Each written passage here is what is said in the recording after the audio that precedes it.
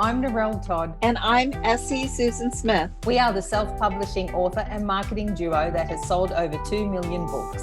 But we didn't start out knowing how to sell books. Fast forward past many failed promotions and a lot of lessons learned, you will see how we went from self-publishing newbies to hitting the New York Times bestsellers list and making the USA Today bestsellers list 19 times and counting. We created the Get My Book Out There podcast to give you simple yet effective marketing strategies to increase readership and book sales so you know what to do, when to do it, and how to do it, as well as some tips for staying mentally and physically well. Let's get started.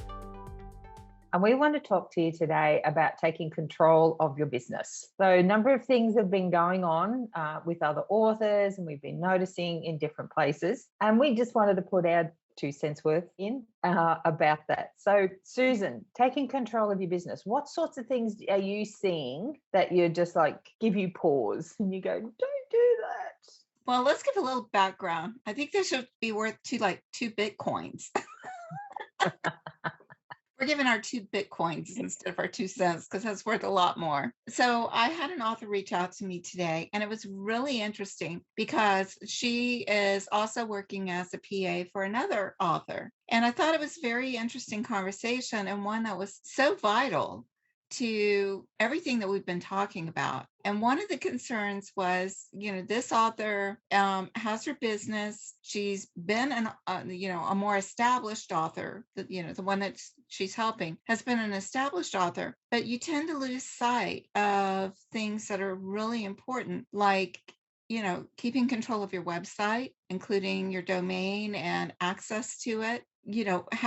Understanding the basics from what licensing agreements you've got, and working with building a great team. And we've talked about all of these. And, today in this conversation, I was seeing the systematic failure of those 3, key components in this author's business. And, was trying to walk through with this newer author, who's helping her, what needs to be turned around to make it more effective.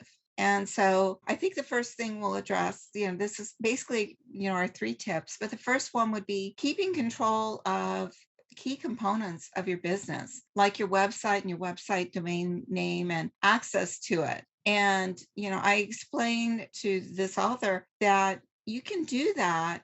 You need to do that because, this is your identity. And, their fear is that this webmaster will just take off with everything. They'll lose their domain name, which is their actual name. They'll, lose everything that's on their website. They'll have to build everything from scratch. And it's because they don't even have a password to get into their own site. And I was explaining how to use programs such as LastPass and how important it was that you need to keep control of this. And then you can give access to this without giving away your key password, and you can revoke their password that you give them at any time. So I know this was something that, you and I've discussed, and you were the one that introduced LastPass to me, because before that I was writing everything down. So it was a lot more difficult. So do you want to go into a little bit more of this?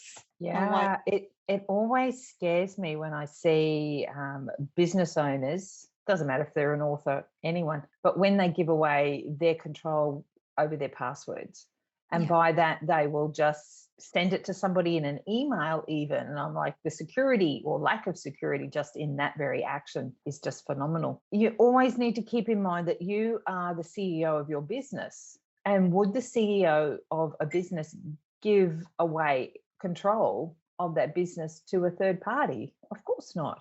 You need to make sure that you are able to access everything, that you can lock somebody out if you need to. My theory is always, plan for the worst, expect the best. Mm-hmm. So what do you have in place if something did happen where someone had access to your website? How are you going to handle that if the relationship breaks down?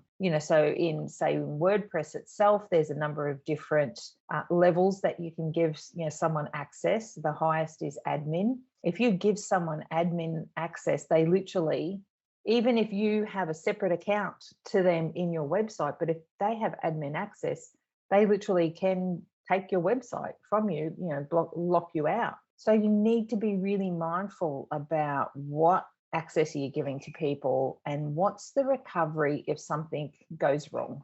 And if, say, in this example where they have admin, you have admin, to me, that would not be acceptable unless you really, really knew that person, really well. I would say maybe scale it down, give them access to the level just underneath admin. But you always need, you need control. And there's tools like LastPass which can do that for you. You can share your access to different things, different accounts, and the password stays hidden.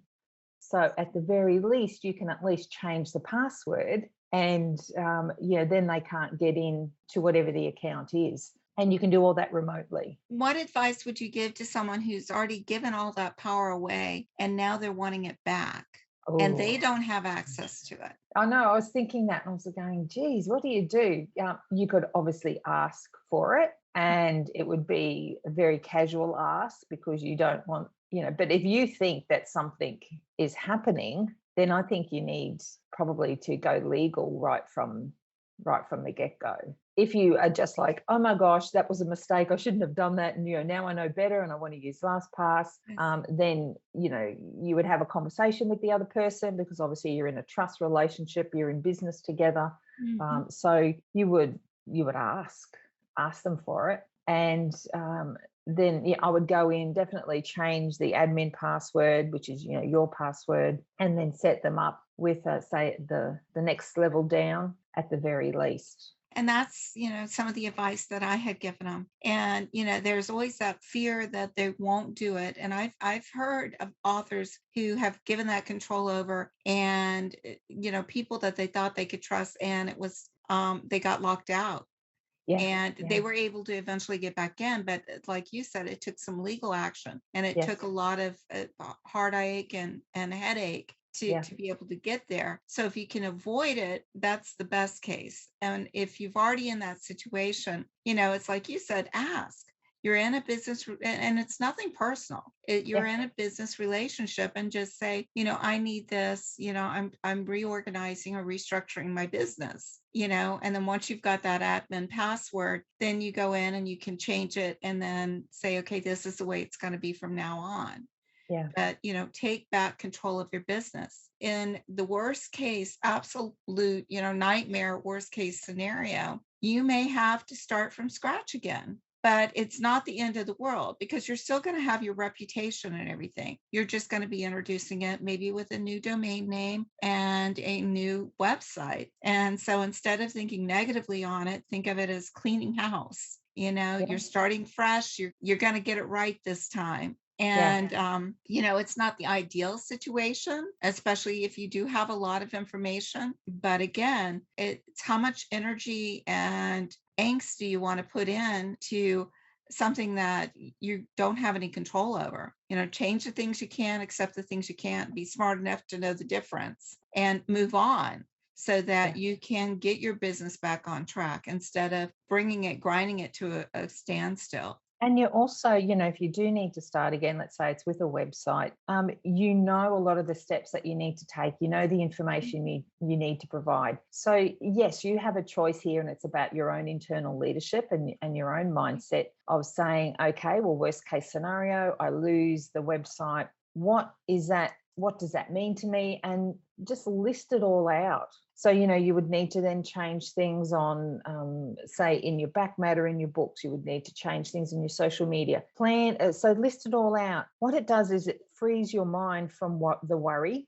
Mm-hmm. And you go, okay, these are all the things I need to do. And okay, it's long, but that's okay. It's all doable. I can manage this. And then you start the process of rebuilding. Instead of doing that, if you like wail and just go into groups and complain and talk about how bad it is, all you do is you're building up, the negative energy inside yourself. You're actually creating more stress and tension for yourself, so you can't think clearly. And when you're in a situation like that, you need to be clear thinking. Yes. So the sooner you can release your attachment to the fact that it didn't work, that you were ripped off, that somebody's taken advantage of you, all of those sorts of things. As soon as you can release your attachment to that, you can go, okay, that really sucked and I really hate it, but that's okay. I'm moving forward and here's my plan. Yeah, don't stay in that stuck I position. think when you're able to do that, that's the first part of you actually taking back control, because you're no longer letting them have that control over you. So, it's that release button. You're now in control. You're in the driver's seat again. Yeah. And if you are in that situation, or you think you might end up in that situation, go ahead and make a list of all of this that you were just talking about before you have that conversation. Because then when you do have that conversation with them, you're already in control. You already know what you can do, what the options are. So that if they're like, I'm not going to give it, you're like, okay, well, shut it down then, because this is what's happening. Yeah. Or Yeah. you can, you've got it all in place. You've got that stress. You're not going to bring it into the conversation, and you're saying, I need to take control. And they're being professional, and they're like, okay, here you go. And then you're like, I had all of this, but I was able to address this conversation without feeling all of that, doubt and fear and hostility, bringing it into it, because I was already in control of the driver's seat. Yes. And So, it's so important, even if you do need to go legal, that you come from a place of being in your own power yes. around that. And that's about having information. And that's, why you would create that list, so that if you do need to go legal, it's like, okay, I still need to go down this, this road. I want to make sure I get stuff back. But at the same time, I've got a plan B over here, and I can work that while the legal stuff's happening, because that's not going to be an immediate address. Yes. That stuff takes time too. But so this is not about saying, oh, well, somebody's, mucked around with me. I'm just going to let them have everything. There are times and places when going legal is appropriate. Yes. And, you, whatever that is for you, do that. But come from that place of being in charge and being in control, and where you're centered, because that just helps you deal with everything that you need to deal with, rather than feeling like the victim. You're actually, you're not in that position. You're just somebody who's accepted that they're the leader of their business. They're stepping up, taking the action they need to take. This is so valuable. And it's not just for authors, it's for everyone that's out there in business today. So one of the second things that came up was the rights to use images. And so there was a bit of a conflict between whether images that were on a book cover can be used on merchandise. And so this all comes down to licensing. And don't be afraid. And in this case, it's again fear holding them back, to say, okay, you don't want to do the graphic designs for me to have merchandise. I can understand that, because some people are good at book designs and some are not. And they're not good at, say, graphic for t-shirts or cups or whatever. But you also need to make sure that if you want to use the image that's on that book cover, and this again goes for any business, if you want to use an image beyond what the standard licensing is, then you need to buy an extended license. And that is something, as an author, I can do. I can just ask my graphic artist, okay, you've got the standard agreement saying that I can use this on book covers. I need the name of that and where you purchase that model, for example. Then I can go to that site and I can individually purchase the extended license. The extended licenses spells out what you can use it for. So, you can usually use it if you buy that extended for mugs or, shirts or whatever. But again, read the contract, read what the licensing is about. So, have a contract. Yes, contracts, read what it says, take the initiative. You don't have to be held up by your cover artist not wanting to make your coffee cups. All right. There's a lot of people out there that are really good at doing stuff like that. And that's where their forte is, where they may not be able to do the book covers. Look for those skill sets that will match what you're looking for. Yeah, it's really important here that any professional that you're working with, that you have a contract with them. And the reason for this is the contract, or how I view the contract, is one around, it really just puts it out there as to what the expectations are. And so say, with your graphic artist, a professional graphic artist will be okay with a contract because they also want to be clear about the expectations they have of you, just as you want to be clear about the expectations you have of them. It's not a bad thing to have a contract, but so many people, I often hear authors, business owners in general will say, well, but I trust them. That's fine. You can trust somebody, but you can still have a contract which would say, you do this and I do this. What happens? And see, the contract really helps when there is a misunderstanding or there's a conflict of some kind. The contract gives you an objection, can't say the word, gives you an objective place to go. Yes.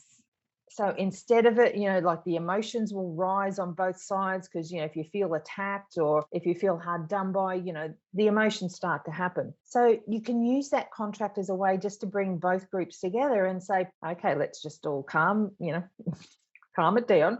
And what did we agree on? What did we say that we would do here? Oh, we didn't talk about that. Let's have a talk about it now and move on from there. So rather than, both parties having argy-bargy, do you say that in America? I don't know, fighting or getting upset about it, it just gives you a common place to come back and just release some of that stuff and just go, okay, this is something we need to have a talk about.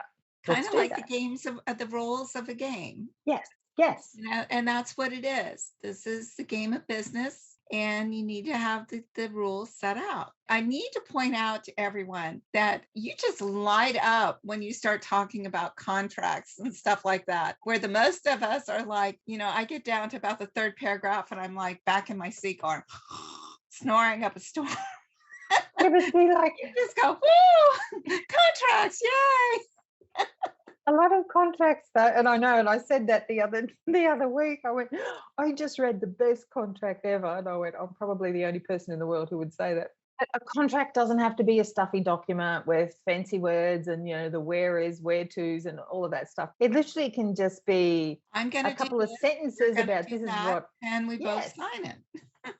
Yeah. It doesn't have to be anything more than that, really. It's just a way to put it out there to say, these are the expectations on both sides of what's happening. And if you approach it from that, it's then not a scary place. You're not out, well, you shouldn't be out to rip the other person off. They're not out to rip you off. That's the reason you liked them was because there was something that connected you with them. You liked their skill and their talent, but you also probably liked them as a person. Otherwise you wouldn't work with them. And you shouldn't work with them. You shouldn't work with them. Yes. These warning bells going off, it's like, step away. Do not go into the graveyard or the storage shed where all the chainsaws are. Yes.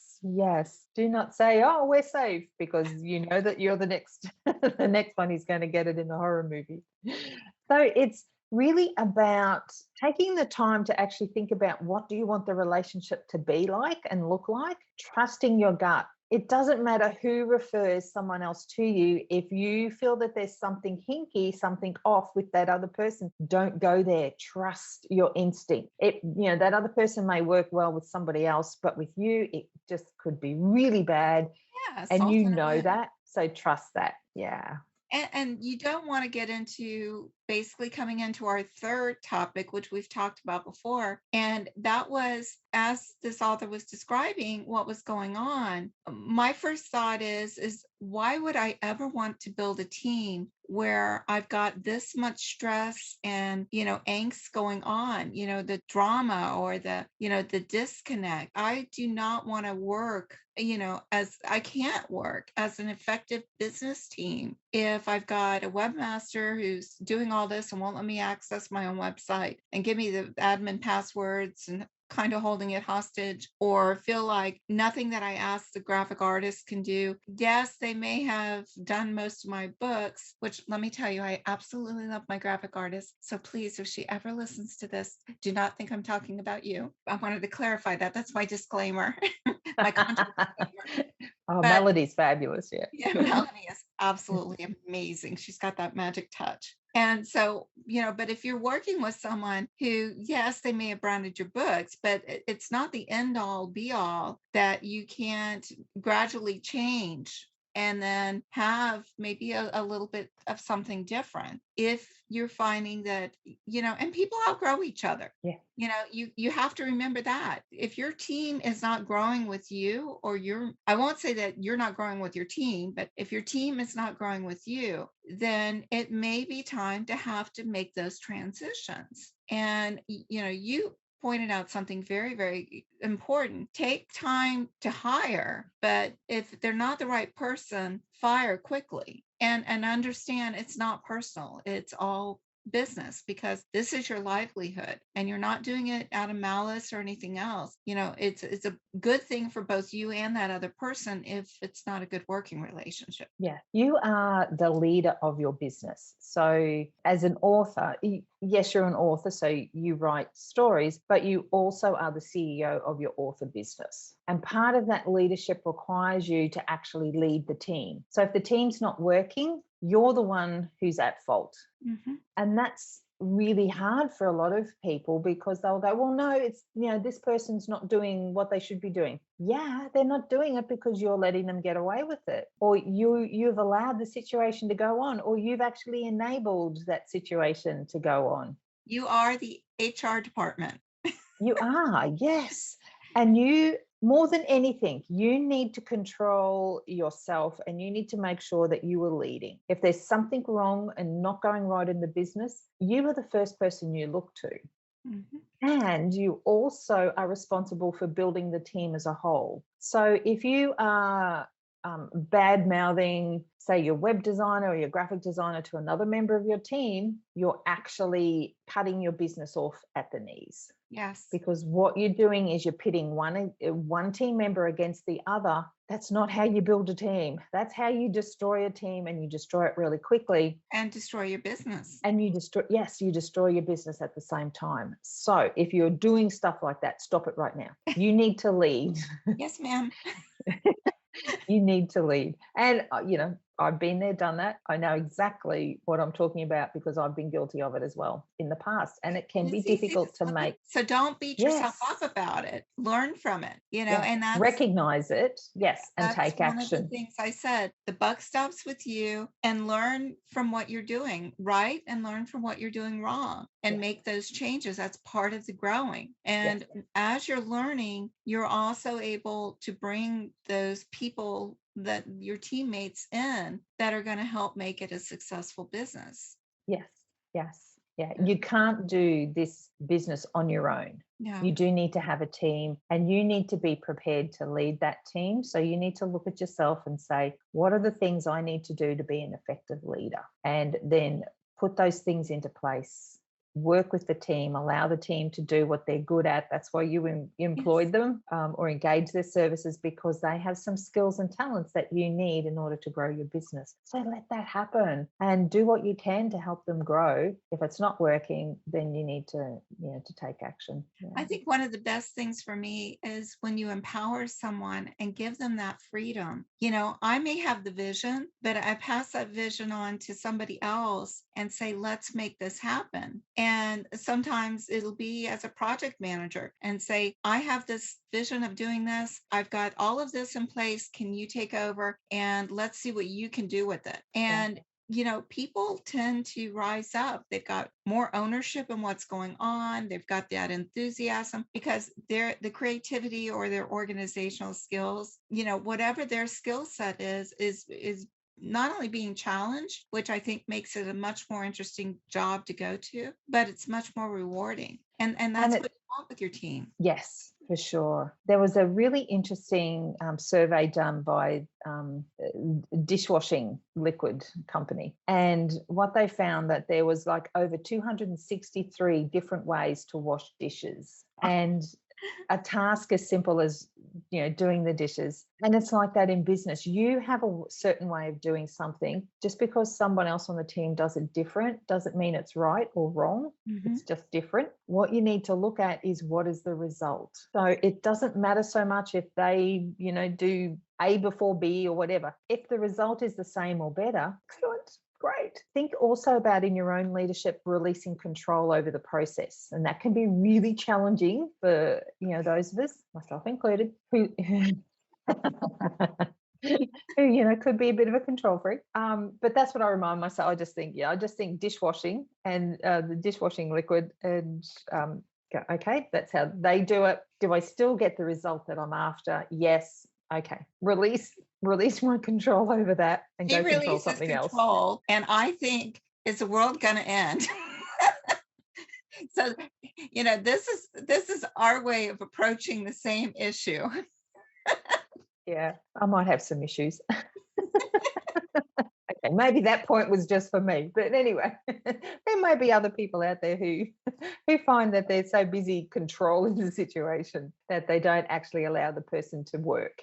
And that's what it's about. You need to allow the person to work in their brilliance, what they're really good at, their zone of genius. So, yeah. I think, the 3 tips that we gave today, literally you can apply to any business out there. And it could be any size business as well, from an author with just one PA and the graphic artist and the webmaster to, a mom and pop shop to a multi-level corporation. Leadership of your business is so vital. And for authors, you are wearing all the hats in your business, but the biggest hat you wear is the CEO hat. So embrace that, lead your business, take action where you need it, and being in control is not a bad thing. No, and having a plan in place for, if the worst case scenario should happen, I think that's really important as well, to have that in place. Yes. Because it frees you up then to get on with everything else, and you go, well, if it happens, the last I'm line ready. on that list is not the world has ended. You're yes, absolutely. Well, thank you for so much wonderful insight. You're welcome. Righty, everyone. Thank you very much. Make sure you check out our other podcasts around building your author business. We're very passionate about helping you get the success that you want and that you need with your books. See you. Bye, everyone. Hey, thanks for joining us today. We've got way more information we want to share with you to increase your book sales. So please come and join me at facebook.com. Get my book out there.